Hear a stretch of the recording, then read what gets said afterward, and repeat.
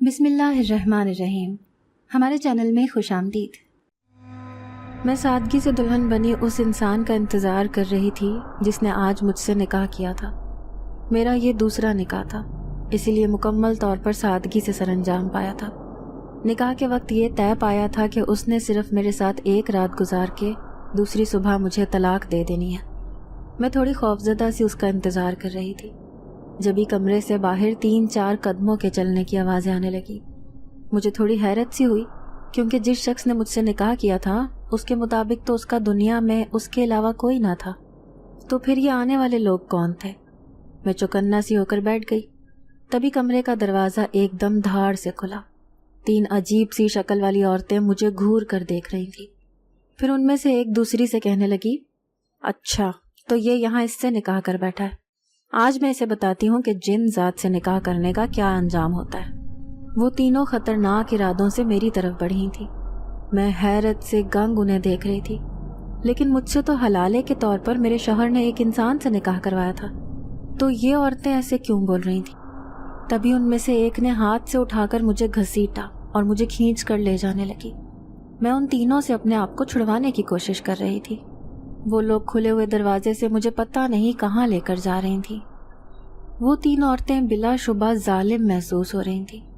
تبھی ایک چنگھاڑتی مردانہ آواز ابھری، رک جاؤ، یہ کیا کر رہی ہو تم لوگ؟ اگر تم نے اس عورت کو کہیں لے جانے کی کوشش کی تو تمہارا انجام بہت برا ہوگا.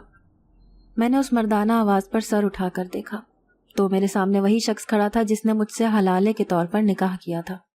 میرا یہ نکاح مجھ سے میرے شوہر نے طلاق دینے کے بعد کروایا تھا. ہم دونوں اپنی زندگی بڑے خوشحال طریقے سے گزار رہے تھے. ویسے بھی یہ شادی ہماری پسند کی تھی. ہم دونوں بچپن سے ایک دوسرے سے محبت کرتے تھے. جب ہم جوان ہوئے تو یہ محبت عشق میں تبدیل ہو چکی تھی. ہمارے خاندان کا کوئی ایسا فرد نہیں تھا جس کو ہماری محبت کے بارے میں معلوم نہ تھا. زین میرے ماموں کے بیٹے تھے. اتفاق سے میری امی کی شادی اسی محلے میں ہوئی تھی جس میں میری نانی رہتی تھی. یوں میرا ددیال اور ننیال دونوں ہی قریب قریب تھا. ہم دونوں کا بچپن آپس میں کھیلتے کھیلتے گزرا تھا اور پتہ ہی نہیں چلا کہ کب ہم ایک دوسرے سے پیار کر بیٹھے. بچپن میں جب ہم دونوں ساتھ ساتھ کھیلتے تو سب لوگ مذاق کرتے، ان دونوں کی تو ابھی سے منگنی کر دیتے ہیں، ایسا نہ ہو یہ دونوں ایک دوسرے سے پیار کے عشق میں بھاگ کر شادی کر لیں. سبھی کو پتا تھا کہ میں زین کے بغیر نہیں رہ سکتی تھی. اپنی ہر چھوٹی سے چھوٹی پریشانی اور خوشی میں سب سے پہلے زین کو شریک کرتی تھی، اور دوسری طرف زین بھی مجھ سے اپنی ہر بات شیئر کرتا تھا. دیکھتے ہی دیکھتے بچپن کی محبت پروان چڑھنے لگی. جیسے ہی میں نے میٹرک کا امتحان پاس کیا، دونوں خاندانوں کی طرف سے دھوم دھام سے منگنی کر دی گئی. میرا اور زین کا رشتہ پہلے سے بھی زیادہ مضبوط ہو گیا. دونوں خاندانوں کی طرف سے یہ طے ہوا تھا کہ جیسے ہی زین کی نوکری لگ جائے گی، عالیہ اور زین دونوں کی شادی کر دی جائے گی. میں تو ان دنوں ہواؤں میں اڑ رہی تھی کیونکہ زین پورے خاندان میں سب سے خوبصورت لڑکا تھا. خاندان کی کئی لڑکیاں ایسی بھی تھیں جو چپکے زین کو پسند کرتی تھیں، لیکن میرے سامنے کسی کی ہمت نہیں تھی کہ زین کو یہ کہہ سکتی کہ ہم آپ کو پسند کرتے ہیں، کیونکہ سبھی جانتے تھے کہ میرا جھکاؤ زین کی طرف کس قدر ہے. زین کی خوش قسمتی تھی کہ جیسے ہی وہ تعلیم سے فارغ ہوا اس کی نوکری ایک اچھی کمپنی میں لگ گئی. وہ اچھا خاصا کمانے لگ گیا تھا. میں نے بھی انٹر کر لیا تھا. اب دونوں جانب سے یہ فیصلہ ہوا کہ جلد ہی دونوں کی شادی کی تاریخ طے کر دی جائے. جیسے ہی ہماری شادی کا اعلان ہوا، میں نے اپنی ہر چیز خود اپنی پسند سے خریدی تھی. امی ابو تو ویسے ہی میرے لاڈ اٹھاتے نہ تھکتے تھے، اسی لیے میں نے جس چیز پر انگلی رکھی وہی چیز امی ابو نے مجھے دلا دی. میں نے اپنی ہر چیز بڑے چاؤ سے، بڑے من سے خریدی تھی. میں چاہتی تھی کہ میرے جہیز میں کسی چیز کی کوئی کمی نہ ہو. ویسے بھی ہمارے خاندانوں میں زیادہ جہیز لانے والی لڑکی کی قدر کی جاتی تھی.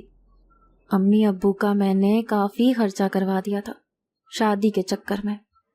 خیر میں بڑی شان سے رخصت ہو کر زین کے گھر آ گئی. سسرال میں میرا بہت دھوم دھام سے استقبال کیا گیا تھا، اور آخر کیوں نہ کرتے، میں زین کی پسند تھی، اس کی محبت تھی.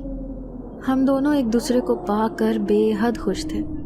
جب میری شادی کو 1 مہینہ گزر گیا تو مامی نے مجھ سے کہا کہ کچھ میٹھا پکا کر کھلاؤ تاکہ تم بھی کچن کی ذمہ داریوں میں اپنا ہاتھ بٹاؤ. مجھے ان کی یہ بات سن کر بہت غصہ آیا کیونکہ کچن میں کام کرتے میری جان نکلتی تھی. زین نے میرا موڈ دیکھا تو مجھے کہنے لگا، کہ سارا کچن تم نے تھوڑی سنبھالنا ہوگا، آخر کو امی اور تانیہ بھی تو ہیں تمہارا ساتھ دینے کے لیے، اسی لیے زیادہ ٹینشن نہ لو اور جو امی کہہ رہی ہیں اس پر عمل کرو۔ اس کے سمجھانے پر میں بادل نخواستہ اٹھی اور کچن میں جا کر کھیر بنانے لگی۔ میری مامی نے اس سارے میں میری کوئی ہیلپ نہ کی۔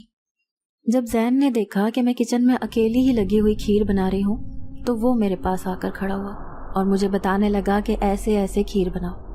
میں نے اس کی ہدایت کے مطابق جب کھیر بنا کر تیار کی تو وہ نہایت ہی لذیذ بنی تھی۔ سب گھر والے حیران تھے اور میری تعریف کر رہے تھے۔ میں نے بڑے پیار بھری نظروں سے زین کو دیکھا جو مجھے دیکھ کر مسکرا رہا تھا۔ بے شک آج اس نے ثابت کر دیا تھا کہ وہ مجھ سے کس قدر محبت کرتا تھا۔ ہمارے دن رات بہت خوبصورت گزر رہے تھے۔ زین نے اپنی امی یعنی میری مامی کو بول دیا تھا کہ مجھے زیادہ کچن کا کام نہیں آتا، اسی لیے عالیہ کو کچن کا کام سکھا دیں۔ وہ اچھا خاصا کما رہا تھا اور گھر کے اخراجات میں ماموں کا خوب ساتھ دے رہا تھا، اس لیے کوئی مجھے زیادہ تنگ نہیں کرتا تھا۔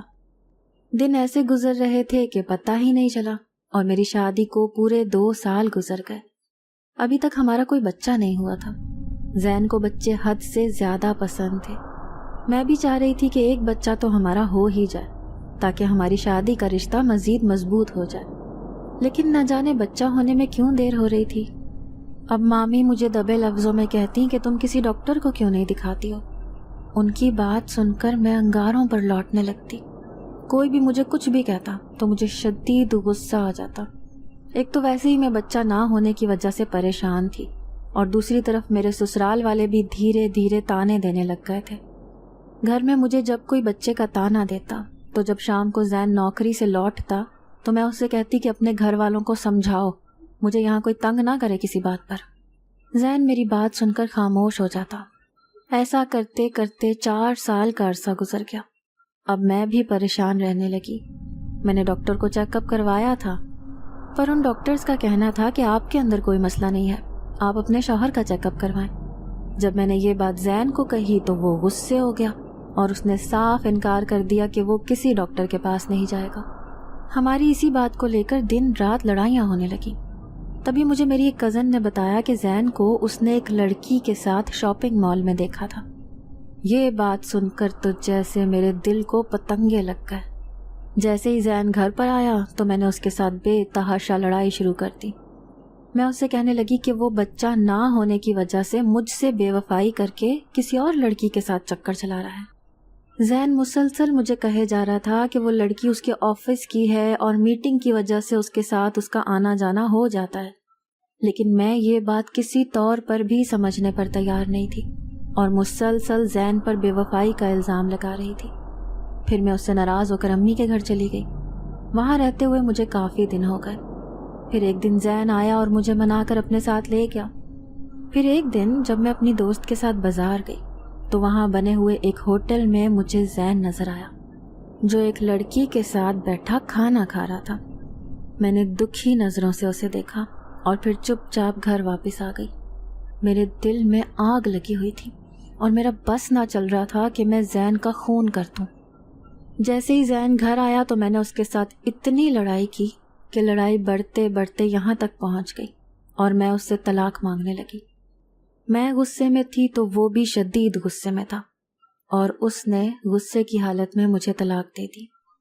سارے گھر والے جمع ہو چکے تھے۔ آج اس نے میری محبت کو ذلیل اور رسوا کر کے رکھ دیا تھا۔ وہ بار بار مجھے یہ سمجھا رہا تھا کہ اس لڑکی کو بھوک لگی تھی، اس وجہ سے وہ بھی اس کے ساتھ وہاں کھانا کھانے بیٹھ گیا تھا، لیکن وہ لڑکی شادی شدہ تھی اور اس لڑکی کے ساتھ اس کا کوئی چکر نہیں تھا۔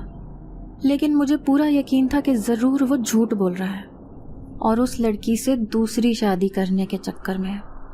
آخرکار ہم دونوں کی طلاق ہو گئی۔ میں روتی دھوتی اپنے گھر آ گئی۔ وہ محبت جس پر مجھے بچپن سے ناز تھا، آج اس محبت نے میرا منہ کالا کر دیا تھا اور طلاق کا دھبا میرے منہ پر لگا دیا تھا۔ بمشکل میں نے اپنی عدت پوری کی۔ میری عدت پوری ہو چکی تھی۔ ایک دن میری امی مجھے کہنے لگیں کہ چلو باہر چلتے ہیں، کہیں تھوڑی بہت چیزیں خریدنی ہیں۔ میں بہت اداس رہنے لگی تھی۔ زین کی بے وفائی کا مجھ پر بہت زیادہ گہرا اثر پڑا تھا۔ امی کے بے حد اصرار پر میں ان کے ساتھ بازار چلی آئی۔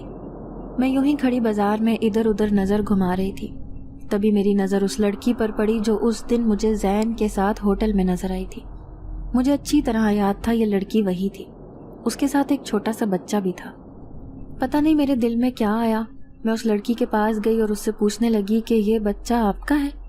تو وہ مسکرا کر مجھے کہنے لگی ہاں یہ میرا بچہ ہے، لیکن آپ کیوں پوچھ رہی ہیں؟ تو میں نے اس سے پوچھا کہ زین انصاری کے ساتھ آپ آفس میں کام کرتی ہیں؟ تو وہ کہنے لگی ہاں میں زین کے ساتھ آفس میں کام کرتی ہوں، لیکن زید بہت اچھے انسان ہیں، وہ اپنی ساتھی خواتین ورکرز کو بہت عزت دیتے ہیں، وہ کافی دفعہ میرے شوہر سے بھی ملاقات کر چکے ہیں۔ پھر مجھے دیکھ کر چونک کر پوچھنے لگی لیکن آپ زین انصاری کو کیسے جانتی ہیں؟ کیا آپ ان کی کچھ لگتی ہیں؟ میں اس کی باتوں کا کوئی بھی جواب دیے بنا واپس پلٹ آئی۔ مجھے شدید چکر آ رہے تھے۔ اس کا مطلب ہے کہ میں نے زین پر جھوٹا الزام لگایا تھا۔ کیا سچ میں مجھے دھوکا ہوا تھا؟ زین سچ کہہ رہا تھا، وہ میرے ساتھ بے وفائی نہیں کر رہا تھا، بلکہ اس دن وہ جو بھی کہہ رہا تھا وہ بالکل ٹھیک کہہ رہا تھا۔ اب میں دن رات روتی اور زین کو یاد کرتی رہتی۔ جب ایک دن مجھے پتا چلا کہ زین بھی شدید صدمے سے گزر رہا ہے، ایک دن اس نے اپنے آپ کو ختم کرنے کے لیے نیند کی گولیاں ڈھیروں مقدار میں کھانے کی کوشش کی۔ اب ہم دونوں ہی اپنی اپنی جگہ پچھتا رہے تھے۔ میرا بس نہیں چل رہا تھا کہ میں اڑ کر زین کے پاس پہنچ جاؤں۔ پھر میں نے چھپ کر اسے ایک میسج کیا اور اسے ایک ایسے مقام پر بلایا جہاں کوئی زیادہ آتا جاتا نہیں تھا۔ میں گھر والوں کو اس بات کی بھنک بھی لگنے نہیں دینا چاہتی تھی کہ میں زین سے ملاقات کرنے جا رہی ہوں۔ پھر میں وہاں پہنچ گئی۔ مجھ سے پہلے ہی زین وہاں موجود تھا۔ میں اسے دیکھ کر بلک بلک کر رونے لگی اور اس سے کہنے لگی کہ زین مجھے معاف کر دو، میں نے تمہیں بہت غلط سمجھا، میں تمہارے بنا ایک منٹ بھی نہیں رہ سکتی، لیکن دیکھو اب میں کتنے دن سے تمہارے بغیر رہ رہی ہوں۔ زین خدا کے لیے کچھ کرو، ورنہ میں تمہاری جدائی میں یوں ہی رو رو کر اپنی جان دے دوں گی۔ میں اس کے آگے زار و قطار رو رہی تھی۔ اس کی حالت بھی مجھ سے زیادہ بری نہ تھی۔ وہ مجھے یوں روتے دیکھ کر خود بھی آنسو بہانے لگا اور مجھے کہنے لگا کہ دنیا میں سب سے زیادہ میں نے تم سے پیار کیا تھا اور تم نے سب کے سامنے مجھ پر بے وفائی کا الزام لگا دیا۔ تم بچے نہ ہونے کی وجہ سے شدید قسم کے ڈپریشن کا شکار تھی اور اس ڈپریشن کی وجہ سے تم نے مجھ پر الٹے سیدھے الزامات لگا کر مجھ سے لڑائیاں کرنا شروع کر دی تھی۔ آخر میں بھی انسان تھا، غصے کی حالت میں تمہیں طلاق دے بیٹھا، لیکن میں بھی تمہاری طرح پچھتا رہا ہوں۔ بتاؤ اب میں کیا کروں؟ اب تو شاید زندگی بھر ہم دوبارہ کبھی نہ مل سکیں۔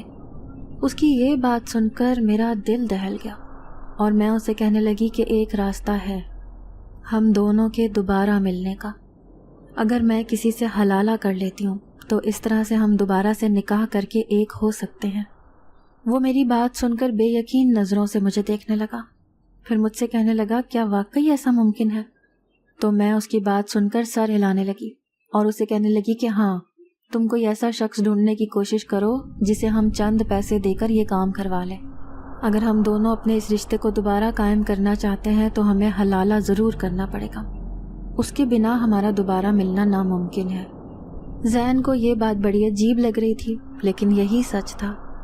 وہ میرے بغیر نہیں رہ سکتا تھا اور میں اس کے بنا ادھوری تھی، اس لیے ہمیں کوئی نہ کوئی ایسا قدم ضرور اٹھانا تھا جس سے ہم دوبارہ نکاح کر کے ایک ہو جاتے۔ پھر زین مجھے تسلی دینے لگا اور کہنے لگا کہ میں جلد ہی کسی ایسے شخص کا بندوبست کرتا ہوں جو ہماری مدد کر سکے اور ہمیں دوبارہ سے نکاح کرنے میں مدد کر سکے۔ میں اس کی امید بھری باتیں سن کر خوش ہو گئی اور پھر اپنے گھر آ گئی۔ زین نے مجھے خاص تاکید کی تھی کہ جب تک کوئی شخص نہیں ملتا ہے نہ میں اپنے گھر والوں کو کچھ بتاؤں گا اور نہ تم نے کسی کو کچھ بتانا ہے۔ چند دن بعد دوبارہ میری زین سے ملاقات ہوئی۔ میں نے جلدی سے اس سے پوچھا کہ زین، تمہیں ملا کوئی ایسا آدمی جس سے میں حلالہ کر سکوں؟ تو وہ مایوسی سے نفی میں سر ہلانے لگا اور مجھے کہنے لگا کہ کوئی بھی ایسا شخص میری نظر میں نہیں ہے جس سے میں یہ بات کر سکوں، اور یہ بات کرتے ہوئے مجھے بہت عجیب سا بھی محسوس ہوتا ہے۔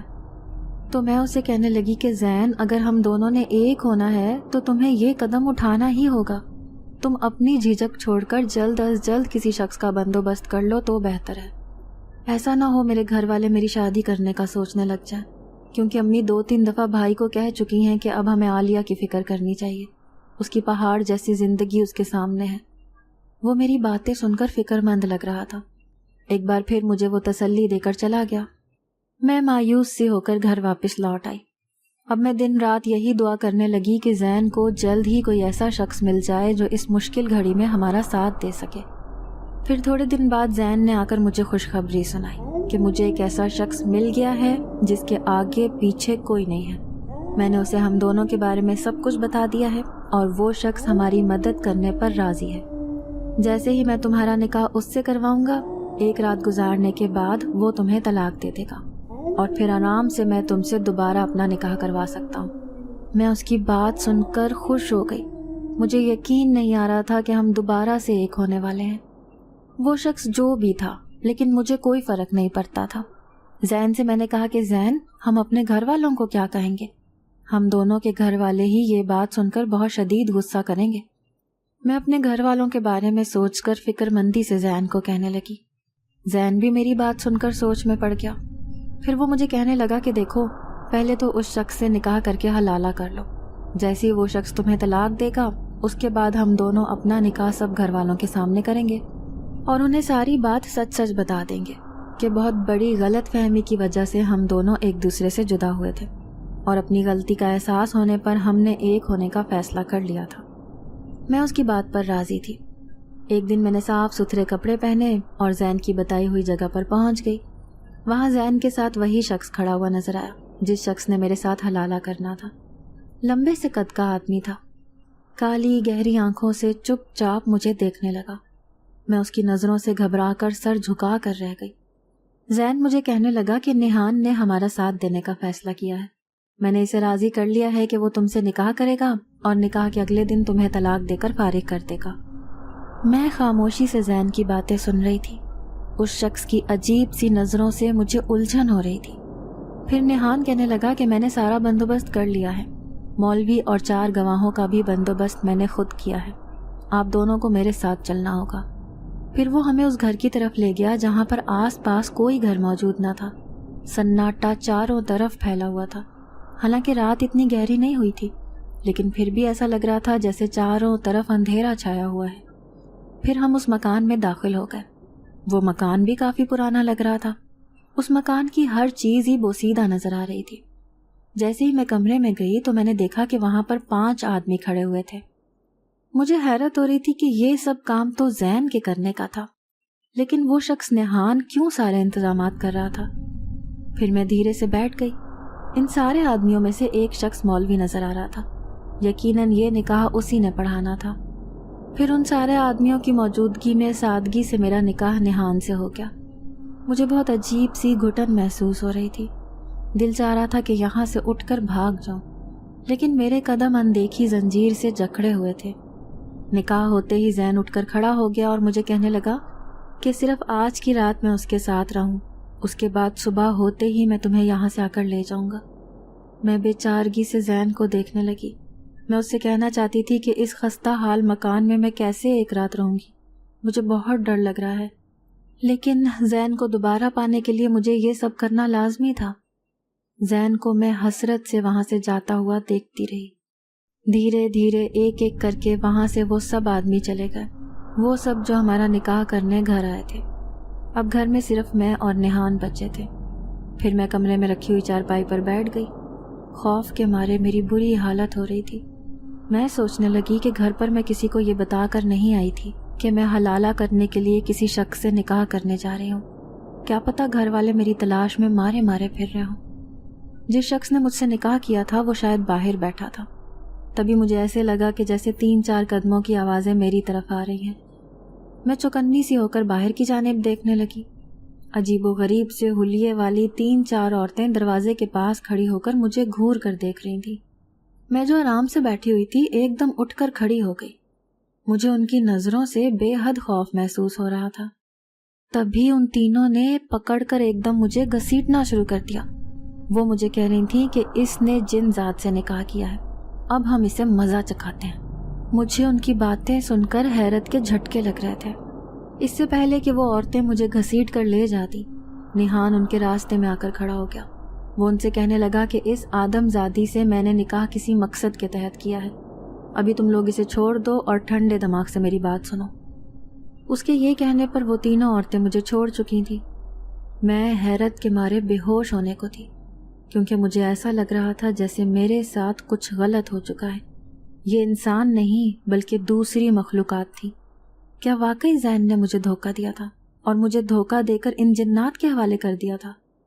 میں صدمے سے گنگ کھڑی ان چاروں کو دیکھ رہی تھی۔ نہان میری آنکھوں میں خوف کے لرزتے سائے دیکھ چکا تھا۔ وہ ان جن زادیوں سے کہہ رہا تھا کہ اس عورت کو یہاں بلانے کا مقصد یہی ہے کہ ہم داؤد کو چھڑوانے میں اس کی مدد حاصل کر سکیں۔ داؤد کو چھڑوانا ہمارے بس میں نہیں ہے، لیکن اس عورت کی مدد لے کر ہم اس عامل کے چنگل سے داؤد کی زندگی کو بچا سکتے ہیں۔ وہ کس سلسلے میں باتیں کر رہے تھے مجھے کچھ سمجھ نہیں آ رہی تھی۔ ان تینوں عورتوں نے نفرت سے مجھے دیکھا اور مجھے دھکا دے کر اس کمرے میں پھینک دیا اور باہر سے کمرے کا دروازہ بند کر کے چلی گئی۔ میں بلک کر رونے لگی۔ یقین نہیں آ رہا تھا کہ زین نے مجھ سے نہ جانے کس جنم کا بدلہ لیا تھا اور دھوکہ دے کر مجھے ان جنات کے حوالے کر کے حلالے کا نام لے کر مجھے بے وقوف بنایا تھا۔ پھر میں نے ہمت کی اور اٹھ کر دروازہ کھٹکھٹانے لگی۔ کافی دیر تک دروازے کو پیٹتی رہی لیکن کسی نے بھی دروازہ نہ کھولا۔ اب میں تھی اور میری بے بسی تھی جو مجھ پر ہنس رہی تھی۔ میں دل ہی دل میں زین کو کہنے لگی کہ میں تمہیں اس کے لیے کبھی معاف نہیں کروں گی۔ یہاں سے نکلنے کا مجھے کوئی راستہ نظر نہیں آ رہا تھا۔ پھر آدھی رات کو نہان کمرے میں آیا۔ اسے دیکھ کر میں خوف سے سمٹ گئی۔ میں اتنی خوفزدہ تھی کہ اس کے سامنے میرے منہ سے آواز تک نہیں نکل پا رہی تھی۔ وہ مجھے خوفزدہ دیکھ کر کہنے لگا، دیکھو مجھے تمہاری مدد کی ضرورت ہے اور ایک کام کر کے تم یہاں سے آزادی حاصل کر سکتی ہو۔ میں کچھ بھی بول نہیں پا رہی تھی بلکہ خاموشی سے اس کی باتیں سن رہی تھی۔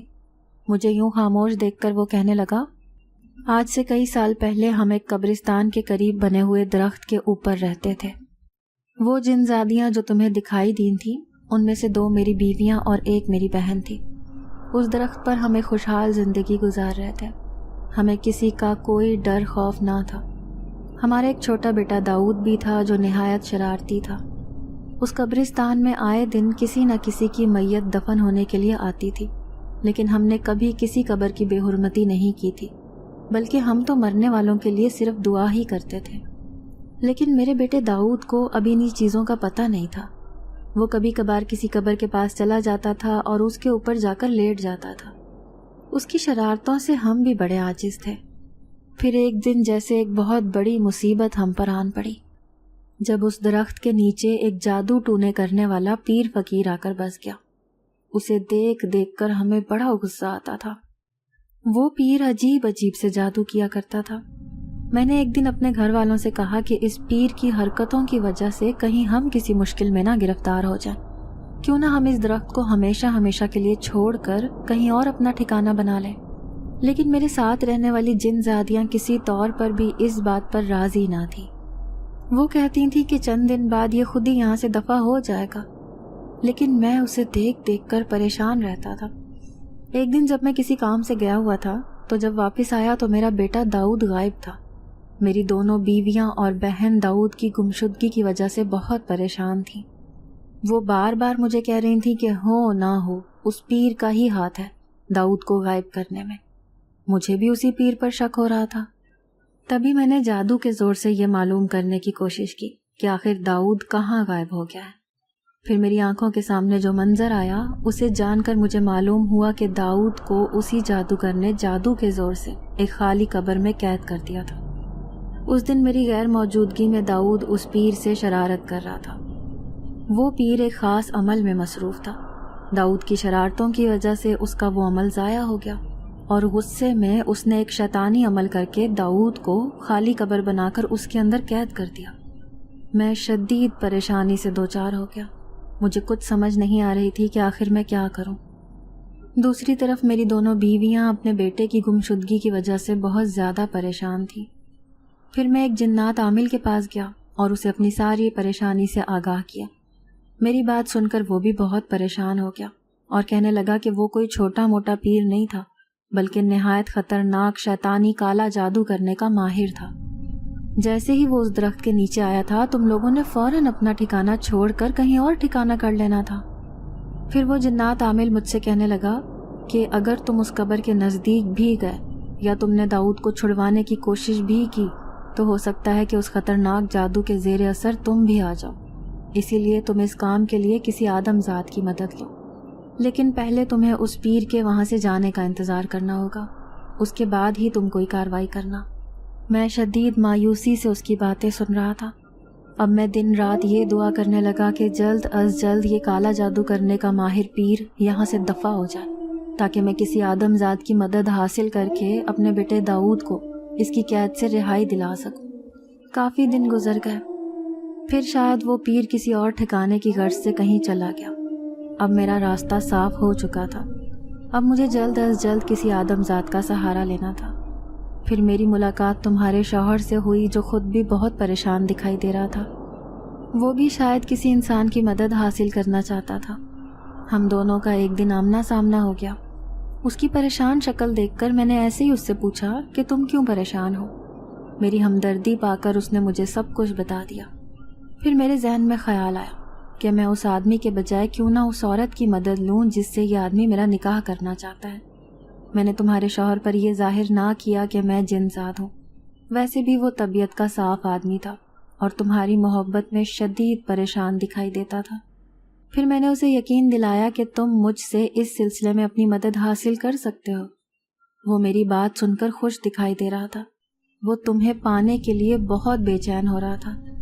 میں نے اسے کسی طرح بھی یقین دلا دیا کہ سارا بندوبست میں خود کر لوں گا اور تمہیں کسی بھی چیز کے لیے پریشان ہونے کی کوئی ضرورت نہیں ہے۔ یوں ایک دن میرا نکاح تمہارے ساتھ ہو گیا۔ میری دونوں بیویاں شدید غصے میں تھیں۔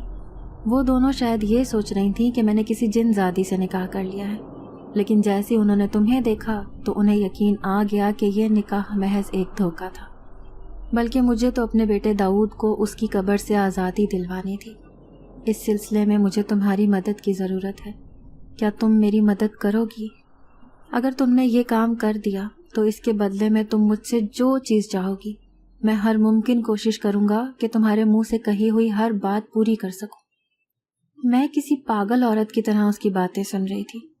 میں نے اور نہان نے اپنے آپ کو ایک بڑی مصیبت میں ڈال دیا تھا۔ اب میرے پاس کوئی راستہ نہ بچا تھا کہ میں اس کی مدد سے انکار کرتی۔ میں نے خاموشی سے سر ہلایا اور اس سے کہنے لگی کہ اس سلسلے میں مجھے کیا کرنا ہوگا۔ تو وہ جنزاد مجھ سے کہنے لگا کہ میں تمہیں اسی قبرستان میں پہنچا دیتا ہوں جہاں پر وہ خالی قبر موجود ہے۔ اس قبر کو تم نے تقریباً 10 منٹ تک کھودنا ہے، لیکن یہ کام تمہیں رات کے اس پہر کرنا ہے جب قبرستان میں کوئی بھی موجود نہ ہو۔ یہ کام تمہارے لیے تھوڑا مشکل ہو سکتا ہے، لیکن ناممکن نہیں، اس لیے جب تم کہو گی میں تمہیں اس قبر کا پتہ بتا دوں گا جہاں پر میرے بیٹے داؤد کو اس کالے جادو کرنے والے پیر نے قید کر رکھا تھا۔ میں نے اس کی بات سن کر اس بات میں سر ہلا دیا۔ اس گھٹے گھٹے ماحول میں مجھے ایسا لگ رہا تھا جیسے میں ابھی مر جاؤں گی۔ مجھے ایسے لگ رہا تھا جیسے ایک ایک پل میرے لیے مزید اذیت ناک ہوتا جا رہا ہے۔ پھر میں نے دل میں سوچا کہ جلد از جلد میں ان جنات کا کام کر دوں گی تاکہ میں اس قید سے رہائی حاصل کر کے اپنے زین کے پاس واپس چلی جاؤں۔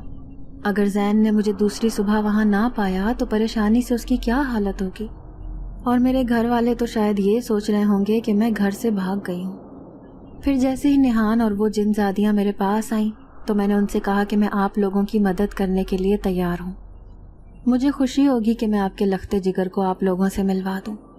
ان سارے جنات کے چہرے پر خوشی کی ایک لہر دوڑ گئی۔ اب رات کا انتظار تھا۔ جیسے ہی آدھی رات ہوئی اس جنات نے مجھ سے کہا کہ تم میرے ساتھ چلو۔ میں، جس نے زندگی میں کبھی ایک مکھی تک نہ ماری تھی، آج حالات کے آگے اتنی مجبور تھی کہ آدھی رات کے وقت قبرستان جا رہی تھی۔ وہ جنات میرے آگے آگے اور میں اس کے پیچھے پیچھے تھی۔ عجیب و غریب راستوں سے لے جاتا ہوا وہ مجھے قبرستان کے پاس لے آیا، پھر دور کھڑے ہو کر ایک چھوٹی سی قبر کی جانب اشارہ کرنے لگا اور مجھ سے کہنے لگا کہ وہ دیکھو، وہ چھوٹی سی قبر ہے جو بالکل خالی ہے، لیکن اس خالی قبر کی قید میں میرا بیٹا داؤد موجود ہے۔ تم نے اس قبر کو کھودنا ہے، جتنی تمہارے اندر ہمت ہے تم اس قبر کو کھود ڈالو۔ جیسے ہی وہ قبر 10 فٹ تک کھدے گی تو اس قبر میں رکھے ہوئے شیطانی عمل کی کچھ نہ کچھ اشیاء تو ضرور موجود ہوں گی، بس تم نے کسی بھی طرح کر کے وہ ساری چیزیں اس قبر سے باہر نکال لینی ہیں۔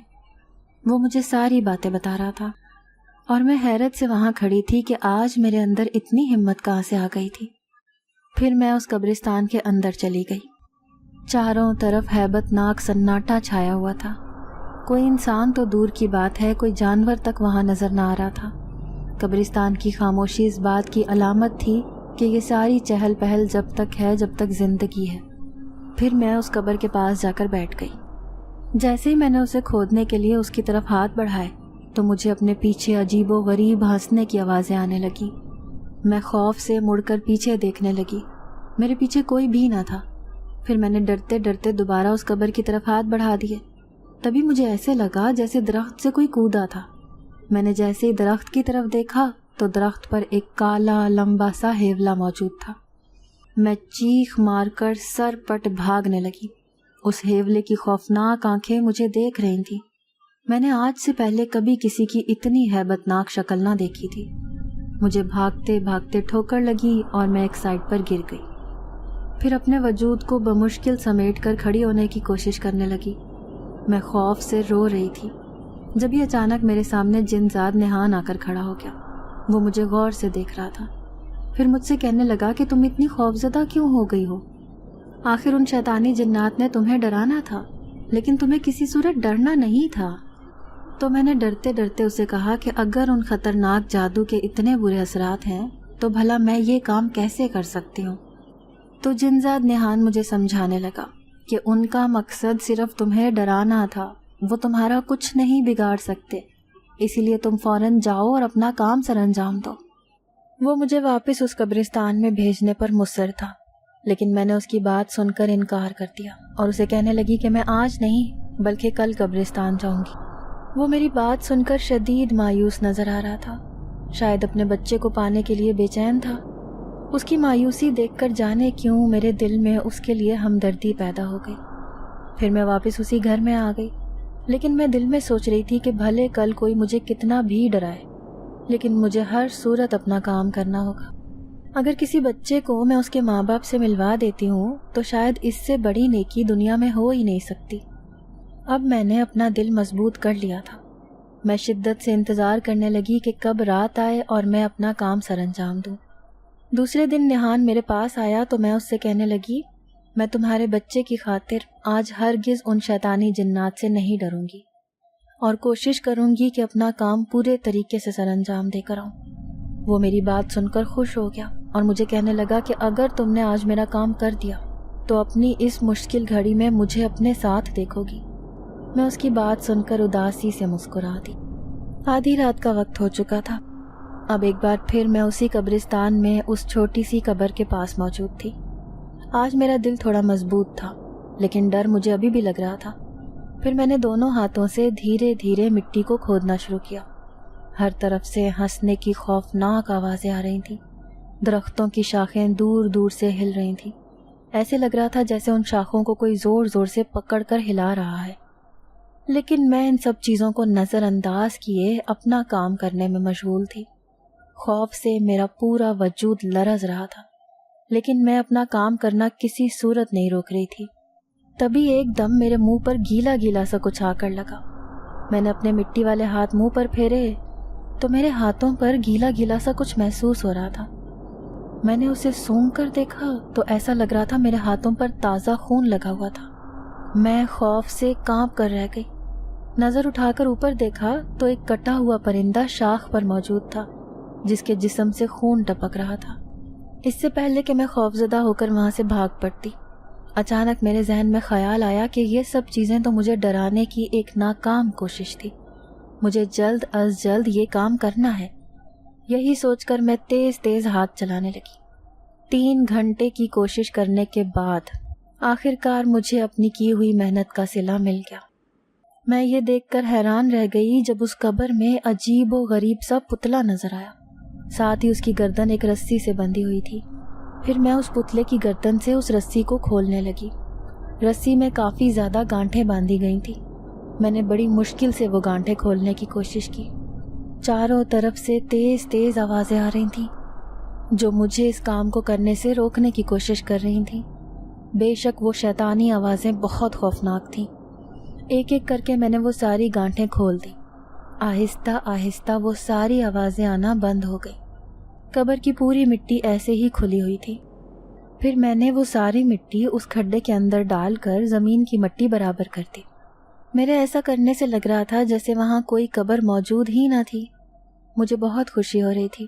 آخر کار میں نے اپنا کام پورا کر دیا تھا۔ میں جلدی سے ہاتھ جھاڑ کر کھڑی ہو گئی۔ اب اس قبرستان میں اکیلی کھڑی تھی، چاروں طرف آنکھیں پھاڑ پھاڑ کر دیکھنے لگی۔ میں سوچ رہی تھی کہ میں نے اپنا سارا کام کر دیا ہے تو جنزاد نہان آخر میرے سامنے کیوں نہیں آ رہا۔ پھر میں یوں ہی بے مقصد اس قبرستان سے نکل کر جنگل کی طرف جانے لگی۔ تبھی مجھے اپنے پیچھے جنزاد نہان کی آواز سنائی دی جو مجھے رکنے کا کہہ رہا تھا۔ میں حیرت سے پیچھے مڑ کر اسے دیکھنے لگی، پھر اسے کہنے لگی کہ میں نے تمہارا کام کر دیا ہے، کیا تمہارا بیٹا سچ مچ اس قید سے آزاد ہو گیا ہے؟ وہ میری بات سن کر کہنے لگا، ہاں، تم نے ہمارے ساتھ بہت بڑی نیکی اور بھلائی کی ہے۔ میری دعا ہے کہ تم جس کے ساتھ خوشی سے رہنا چاہتی ہو اس کے ساتھ خوش اور آباد رہو۔ آج تم نے ہماری خاطر جو کام کیا ہے اس کا احسان تو ہم ساری زندگی نہیں اتار سکتے، لیکن ہماری زندگی میں جو بھی پریشانی یا مصیبت ہے اسے دور کرنے کی ہم پوری کوشش کریں گے۔ اس کا مطلب تھا کہ اس کا بیٹا داؤد سچ مچ اس قبر سے آزاد ہو گیا تھا۔ وہ مزید مجھے کہنے لگا کہ میری دونوں بیویاں اپنے بیٹے کو پا کر نہایت خوش ہیں۔ تم بتاؤ تم کیا چاہتی ہو اپنے لیے؟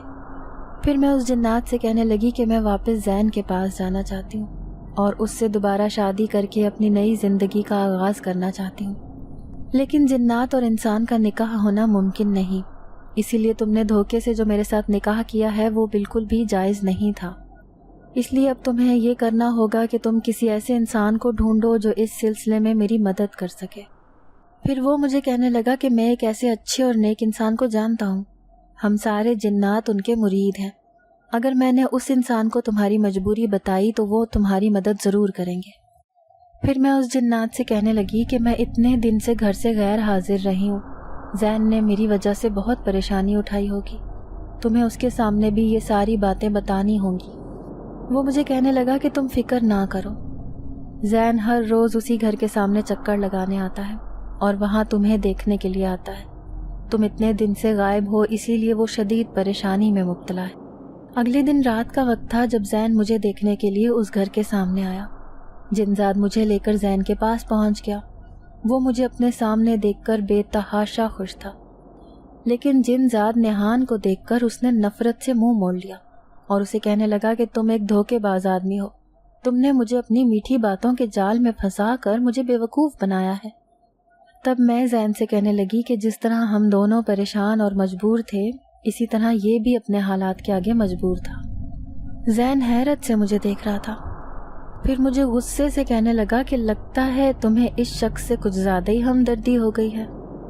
پھر میں اسے کہنے لگی کہ زین یہ کوئی انسان نہیں بلکہ ایک جنزاد ہے۔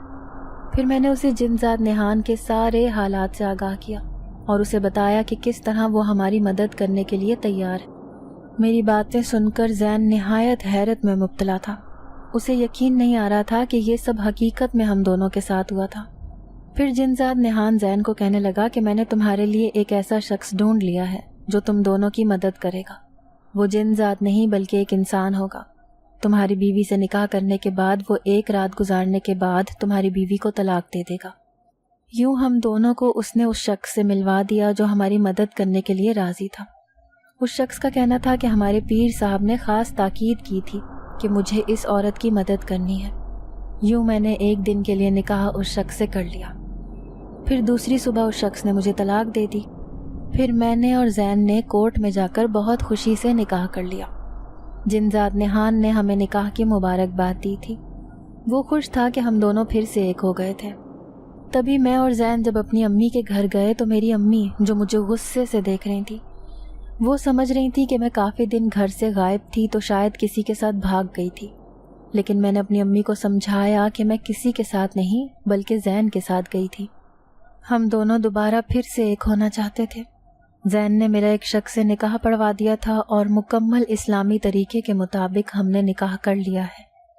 میرے سارے گھر والے حیرت سے میری بات سن رہے تھے اور زین نے بھی انہیں یقین دلانے کی کوشش کی کہ ہم دونوں الگ ہو کر بالکل بھی خوش نہیں تھے، اس لیے ہم نے پھر سے ایک ہونے کا فیصلہ کیا تھا۔